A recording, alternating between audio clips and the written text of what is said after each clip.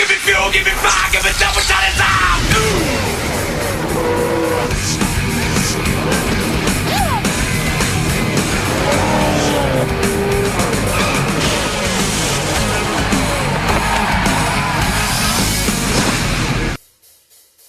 The area known as Chicagoland has a racing history that dates all the way back to the 1800s.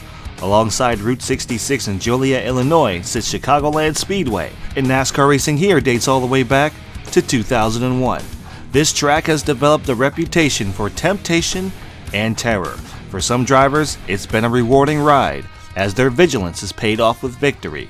Today, 43 drivers will test their skill as the NASCAR Thunder 2003 Let's Play continues with today's running of the Tropicana 400. It's time to go trackside for the command and the starting lineup.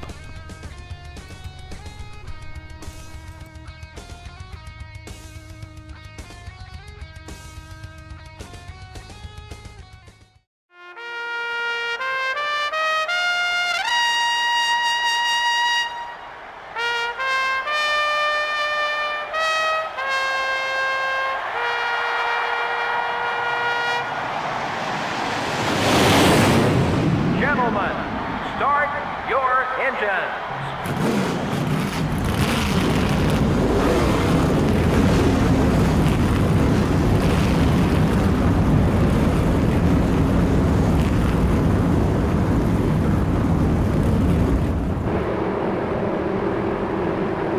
And here's the starting lineup.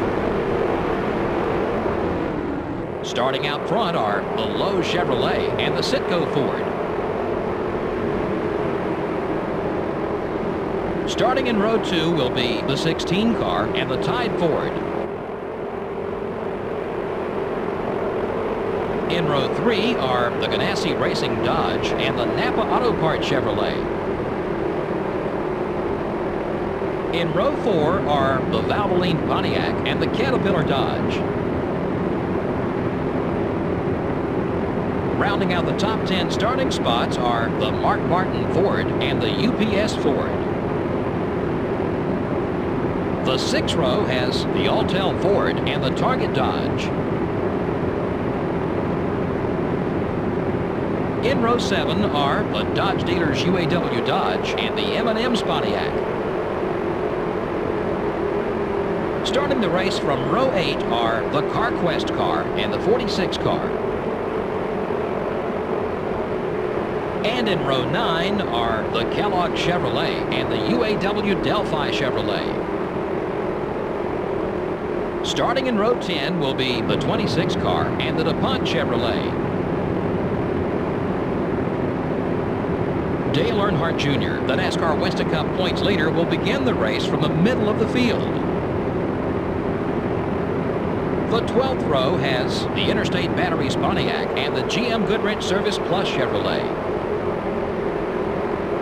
Starting the race from row 13 will be the DeWalt Power Tools Ford and the Haviland Ford. In row 14, we have the Sprint Dodge and the Pennzoil Chevrolet. Starting from row 15 will be the 98 car and the Team Rusty Ford. In the 16th row are the 20 car and the Dodge Dealers UAW Dodge. In the 17th row are the Singular Wireless Chevrolet and the America Online Chevrolet. In the 18th row are the 27 car and the Rubbermaid Ford. Starting the race from row 19 are the Kodak Chevrolet and the Square D Chevrolet. The 20th row has the 63 car and the Sirius Satellite Radio Dodge. Starting the race from row 21 will be the 132 car and the Motorcraft Ford. And finally, starting from the rear of the field will be the 101 car. And there's how the field will line up as delivered by Barney Hall and Joe Moore of MRN. Jimmy Johnson and Jeff Burton will lead us down to the line as the pace car makes its hard left down pit road, and we're getting set to go underway. Green flag is in the air.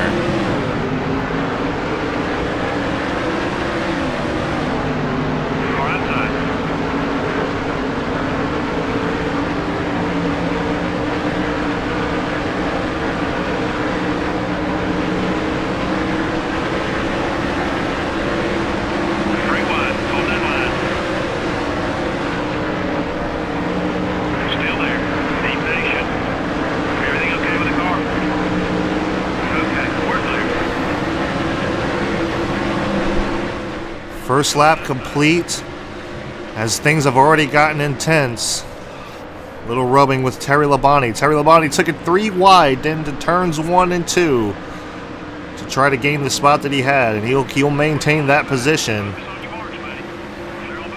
And we've fallen back about 3 spots. Ricky Rudd looking to the top side.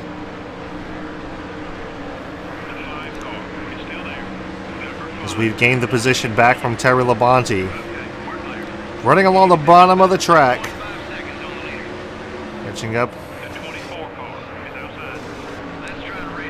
Took it into turns 1 and 2 a little bit too deep that time around.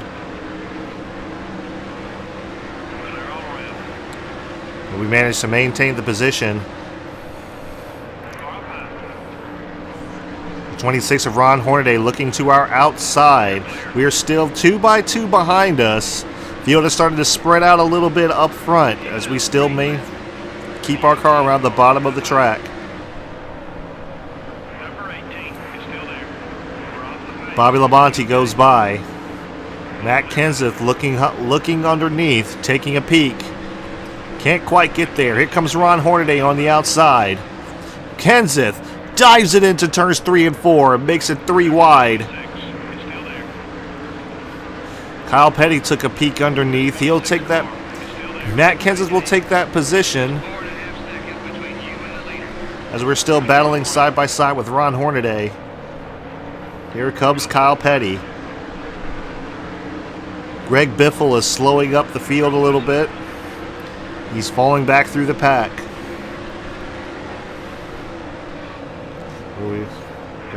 Went in a little too deep there. Got on the apron. So we're still racing side by side. Good battle with Ron Hornaday. Help from Kyle Petty as we go down into turns 1 and 2. Kyle Petty all the way down on the apron of the track to try to get around us. He makes it work. Here comes Kevin Harvick. Harvick is now into the picture. Harvick goes down to the bottom of the track. He gets on the apron. He comes up the racetrack and we get into the wall. Frickin' Harvick! Why, Harvick? No caution. Thanks for that. Thanks. Now we're all the way in the frickin' back because some dumbass wants to take it down on the frickin' apron. You can definitely hear we're not too happy with Kevin Harvick. As we've fallen back, we've gone from 20th and we have fallen back to 41st. It looks like Ron Hornaday also lost some positions because of that incident with Kevin Harvick.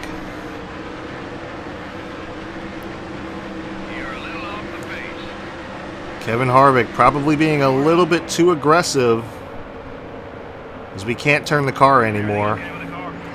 But Kevin Harvick probably being a little bit too aggressive. Got down on the apron and it shot him up the racetrack. And unfortunately it shot him across the front of our bumper and took us both into the wall. Alright, let's see if we can collect ourselves here. We're going to do what we can. We're going to gather it back up. Try to get as many spots back as we can. As we've fallen back to last place. And now we worked our way around Casey Kane.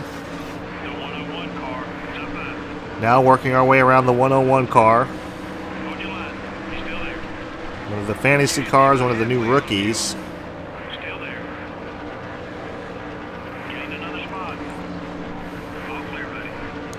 So we're really having trouble with the car now. The car has lost a lot of speed.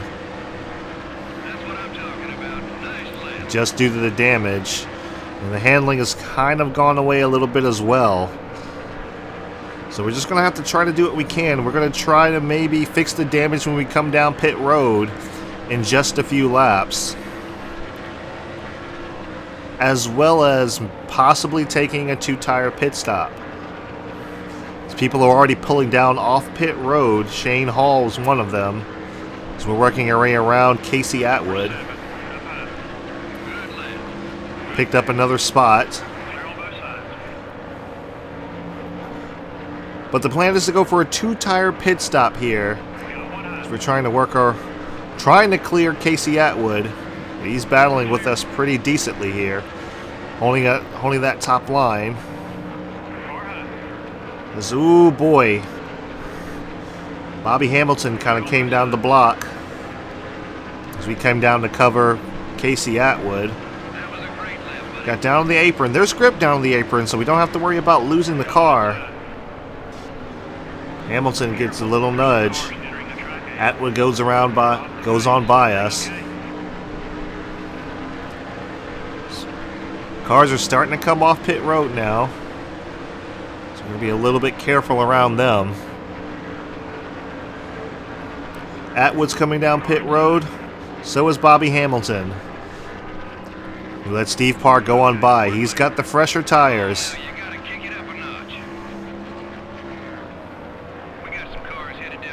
Yeah, you can hear it in the engine itself. It does not sound as strong as it does. And I know in this game you can't really go down a cylinder, but the engine is definitely damaged. It sounds a lot deeper, little more, slightly more throatier than it did before.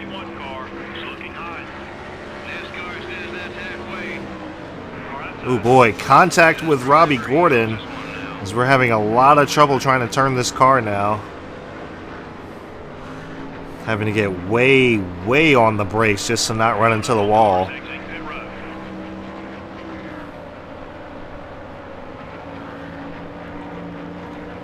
Not too bad through 3 and 4 that time, but we're going to have to be a little bit careful through 1 and 2. Come on, you can do better. Leaders are pitting. Lead cars are now coming down pit road. We're going to stay out as long as we can and hopefully try to work in some track position.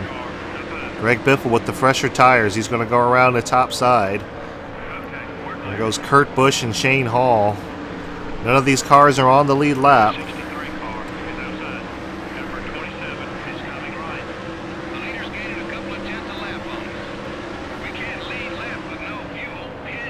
Oh boy, we're getting really, really racy up here with Jamie McMurray. Jamie McMurray and Terry Labonte getting a little racy up there.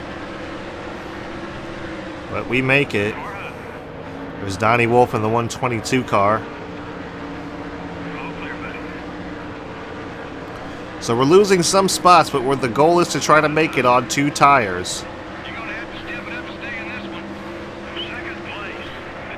And now we're out front at Chicagoland.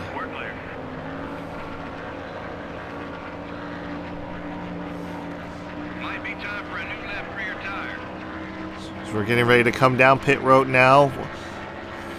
It'll be 9 laps to go as we come down pit road.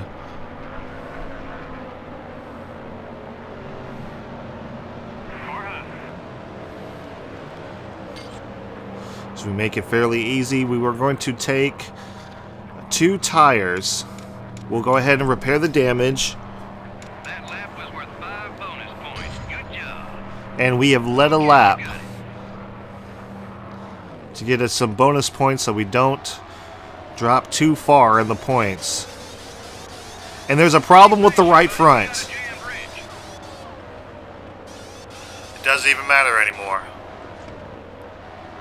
It literally does not matter anymore. Problem with the right front, and that is going to be costly. We made a 2-tire pit stop. We screw up on that. And then we wind up in frickin' last place. This is how we come off Daytona? Really? That is very costly for us, as we've lost a ton of time with that mistake on pit road. And here comes Mark Martin to put us a lap down.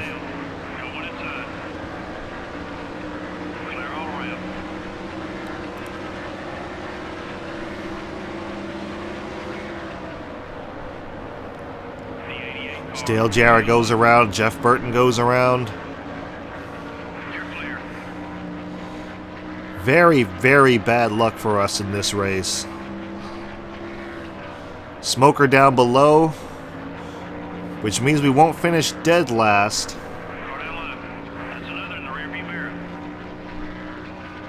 but it's not going to be a great finish for us. Great lap, great lap. It's hard to tell where the next car is.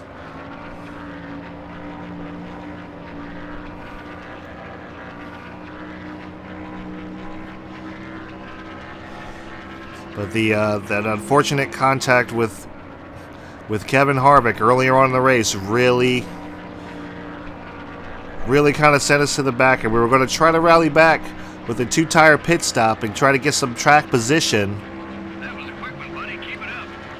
But that costly mistake on pit road is what cost us to be all the way in the back here. As there is just under 4 laps to go, as we are 1 lap down. Here comes Bobby Labonte.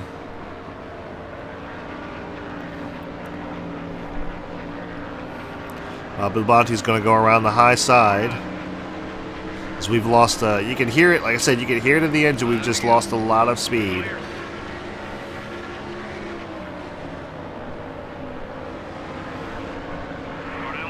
There goes Ricky Rudd. Jeff Gordon looking to get past us. He runs the high lines. We go down into turns 3 and 4. Teammate Jimmy Johnson following Jeff Gordon. Jimmy Johnson, the pole sitter, Good lap. Keep hitting those marks. Still there. lost quite a few positions, but it looks like he's managing to stay up into the top 10. Which unfortunately is what I wish I could say for us. I wish we could say we could be up in the top 15 right now. But unfortunately, we're kind of mired back here in 42nd. Just trying our best to finish the race at this current point in time. Whoa, that was a quick lap. Quite a few cars going a lap down to the leaders here at Chicagoland. Okay, there goes. Oh boy, there goes. Do that same There thing, goes Rusty Wallace, and we're You around. son of a fart! And Why? we save it. But Rusty Wallace makes that same move You're clear. that Kevin Harvick made by getting down on the apron and unfortunately shooting up the track If there's something wrong with the car, right across our front bumper, and that really kind of sealed the deal for us right now. rewind. Luckily, we saved it. Luckily, nobody else was involved. Checkered flag in the air. Good night, car. Up high. And Kevin Harvick is behind us now. Oh, Okay, we're clear. oh, here's some after the race action right now. As we're brake checking him. Oh, Frick you, Kevin Harvick. Got one of our better days. oh, some big contact with Kevin Harvick there. Definitely voicing our displeasure. A rare caution-free race. Whoa, that doesn't happen very often. It makes you pay a whole lot more for any mistakes. You don't have the cushion of yellow flags to get caught up. The 83 car finished towards the back of the field in this one. He stayed in the fight all race long. Things just never quite went his way. Well, that's all the time we have today. Join us again for our next live broadcast of NASCAR Winston Cup Racing right here on the Voice of NASCAR, MRN. Okay guys, so here are the point standings. As you can see, we have unfortunately dropped out of the top 20 again with the bad finish that we had at Chicagoland. We're now in 21st, and we go up to the top 5, which is Dale Earnhardt Jr., who still is the points leader. He maintains a 78-point lead over Dale Jarrett. Mark Martin runs 3rd, Jeff Gordon in 4th, and rounding out the top 5 is Rusty Wallace. And rounding out the top 10 in points is Bobby Labonte. And we go to the awards for the week. Jimmy Johnson wins the pole award. He wins $5,000. Sterling Marlin led the most laps of the race. Tony Stewart moved up the most spots in the race. Sterling Marlin with the fastest pace of the race, and it makes sense. Todd Sullivan was the rookie of the race, and Jeff Burton with the most exciting pass of the race. So, yeah, that was a thing that happened. You heard the frustrations over the radio. I won't lie, I came seriously close to rage quitting when Rusty about wrecked me. So that was not a good race for us. We just had really bad luck. There's Harvick who made a bold move, but it wasn't the best choice of moves, and unfortunately that worked out really bad for us as he wound up coming up the racetrack after getting on the apron and putting us in the wall, and that moved us back to last place, where we had worked our way up quite a few spots, at least up to 35th, and leading a lap, that did help us out a bit. We stayed out long enough to lead a lap. We were thinking we'd just take 2 tires to get the track position, but then a bad pit stop just resulted in me falling all the way back to the tail end of the field, and it just was a bad race.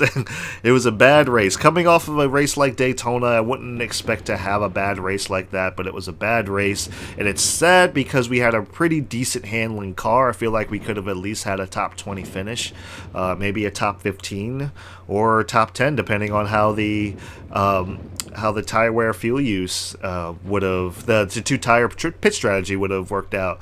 But you have good races, you have bad races. I had a good race sandwiched in between 2 bad races. We're going to New Hampshire next week, which should be a little bit less rage-inducing. We'll have to see. We'll just have to see. It depends on how the drivers are and what have you. So, sorry for the disappointing finish, guys. I'm pretty sure you guys got some excitement out of that. But, yeah, it just didn't work out too well for me. So we'll just, we pack it up and we just try again next week. That's the name of the game. We just, we move on. We move on. And, we just keep, we just set our sights on what we have to do moving forward. So thank you guys so much for watching. If you like these videos, I do them every Sunday, and I will see you next week at New Hampshire.